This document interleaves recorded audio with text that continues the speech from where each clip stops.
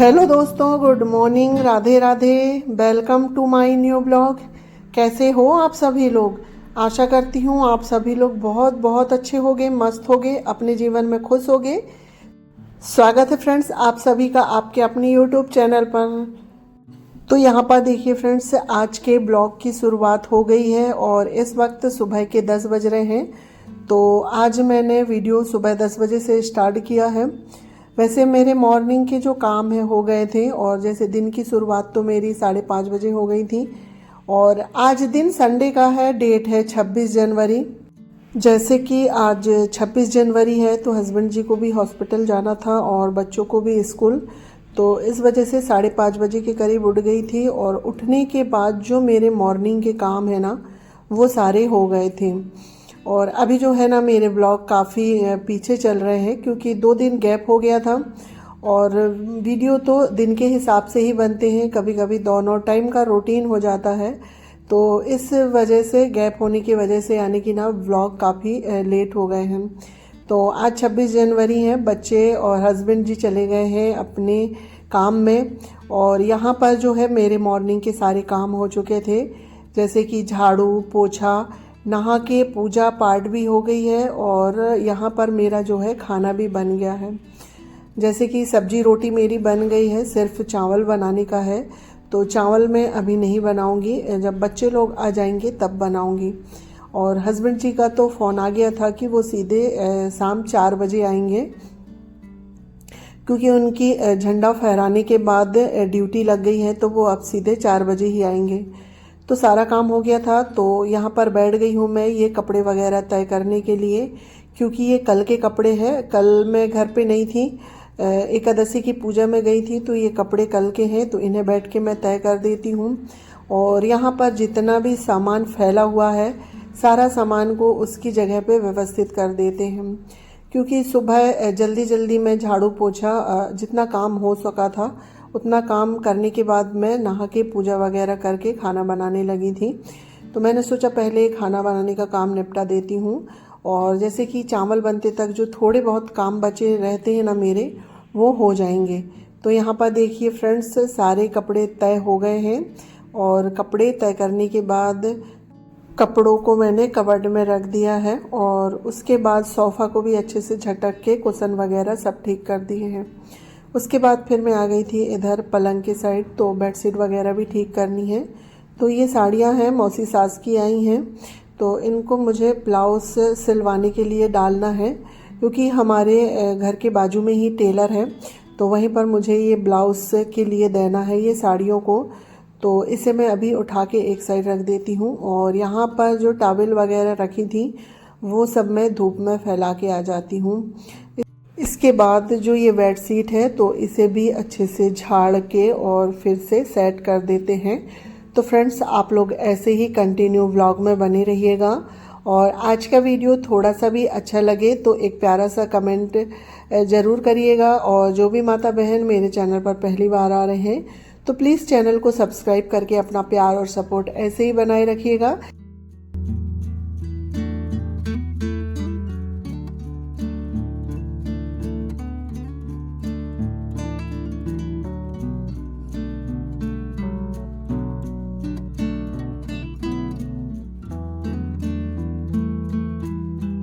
तो यहाँ पर देखिए फ्रेंड्स, बेडशीट अच्छे से झाड़ के बिछा दी हूँ मैंने। उसके बाद जो ये पलंग में दरी बिछी हुई है इसे भी झाड़ के बिछा देते हैं। तो यहाँ पर हॉल पूरे अच्छी तरह से समेटने के बाद मेरे पास बहुत समय बचा था, क्योंकि जल्दी उठ जाओ ना तो घर के काम सारे टाइम पे हो जाते हैं।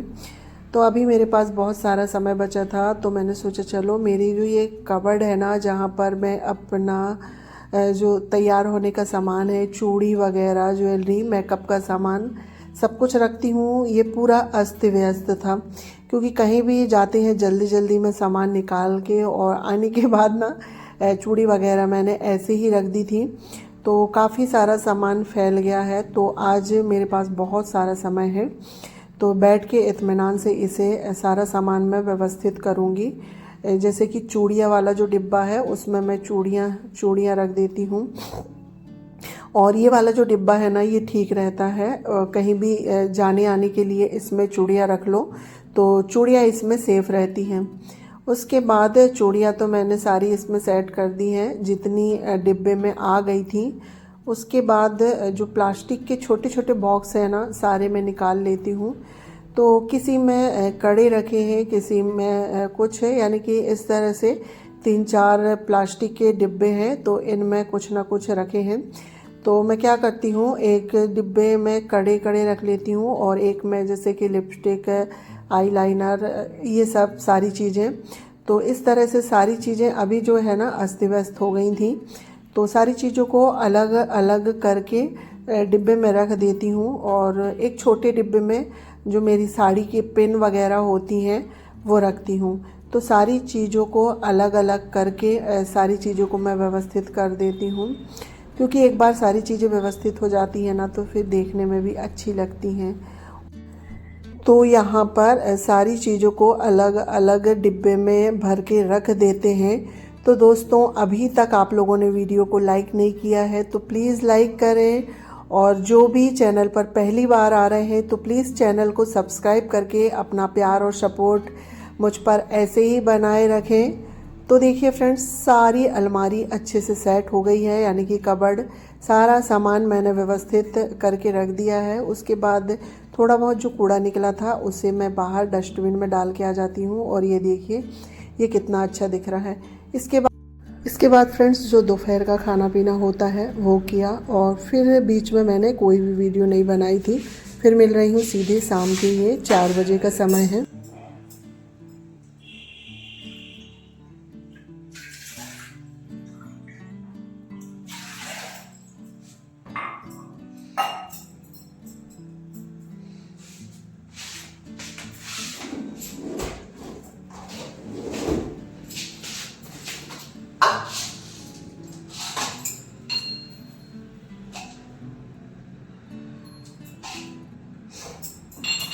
इसके बाद फ्रेंड्स, ये शाम 4 बजे का समय है और मुझे बहुत ज़्यादा जुकाम हो गया है और सिर में भी दर्द हो रहा था।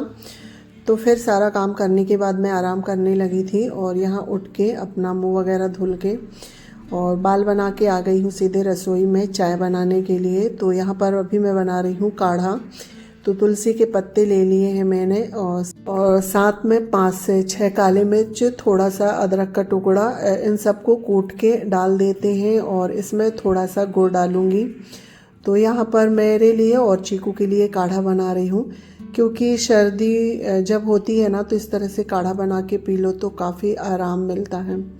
तो यहाँ पर गुड़ डाल देते हैं, और इसके बाद इसमें चाय पत्ती डालेंगे। शक्कर नहीं डालूंगी मैं, शक्कर की जगह गुड़ का यूज किया है। और फिर काढ़ा बनने के लिए रख देते हैं, और चाय बन जाएगी जब तक यहाँ पर मेरे को घी भी बनाना है। तो मलाई को मैंने क्या है दोपहर में ही निकाल के रख दी थी, सारा काम हो गया था जब, क्योंकि मलाई को सर्दियों के समय ना पहले से निकाल के रख दो तो मलाई से मक्खन बनाने में बहुत आसानी होती है। तो यहाँ पर आप देख सकते हैं जो चाय बनने के लिए मैंने रख दी हूँ, यानी कि काढ़ा। तो जब तक काढ़ा बनेगा तब तक जो है हाथों से ही मलाई से बहुत अच्छे से मक्खन निकल जाएगा। और मुझे मलाई से मक्खन निकालने में सिर्फ 5 मिनट लगे थे। जितनी देर में चाय हमारी बन के तैयार हो गई थी उतनी देर में मक्खन निकल गया था। तो यहाँ आप देख सकते हैं चाय में उबाल आ गई है और मलाई से भी मक्खन निकलने लगा है, यानी कि इससे जो है ना दूध मट्ठा होता है वो अलग निकलने लगा है। और वैसे मैं इसमें दही नहीं डालती हूँ, तो इसमें देखिए दूध अलग निकलने लगा है। तो बस 10 मिनट में हाथों से ही आसानी से जो मक्खन है निकल के तैयार हो जाता है। तो यहाँ पर मेरे हाथ मक्खन में लगे हुए थे, मलाई में यानी कि। तो यहाँ पर मैंने बेटे से बोल दिया है चाय छनाने के लिए, क्योंकि चाय बन गई है। तो यहाँ पर वो चाय छान देता है जब तक जो है मेरा मक्खन भी अच्छे से निकल के तैयार हो गया है।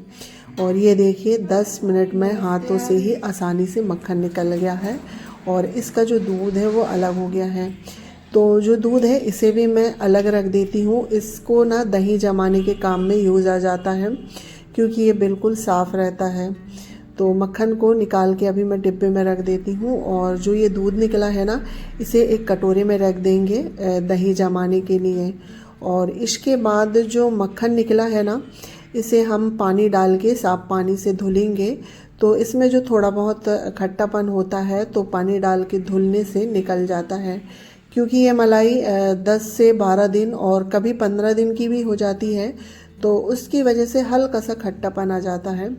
तो इसे इस तरह पानी से धुल दो तो जो खट्टापन है वो निकल जाता है। और यहाँ पर देखिए पानी से धुलने के बाद भी मक्खन कितने अच्छे से निकल गया है।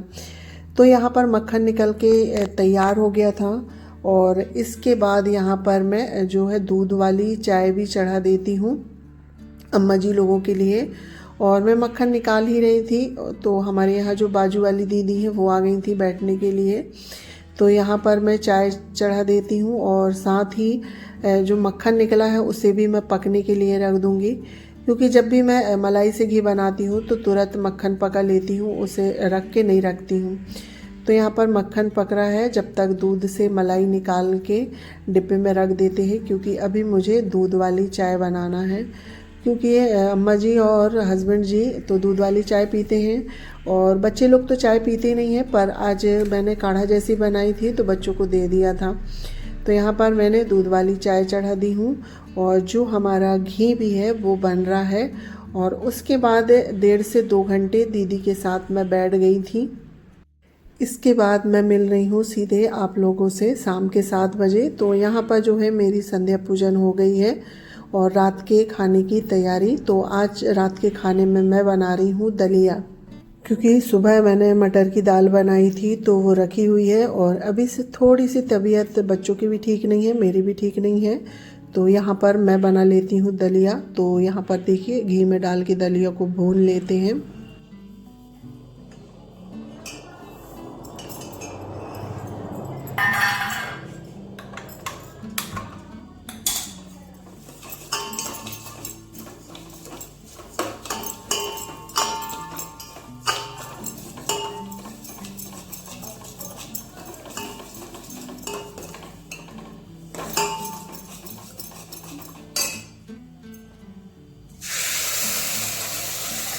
तो यहाँ पर देखिए फ्रेंड्स, दलिया है, इसे घी डाल के 2 मिनट भून लिया है।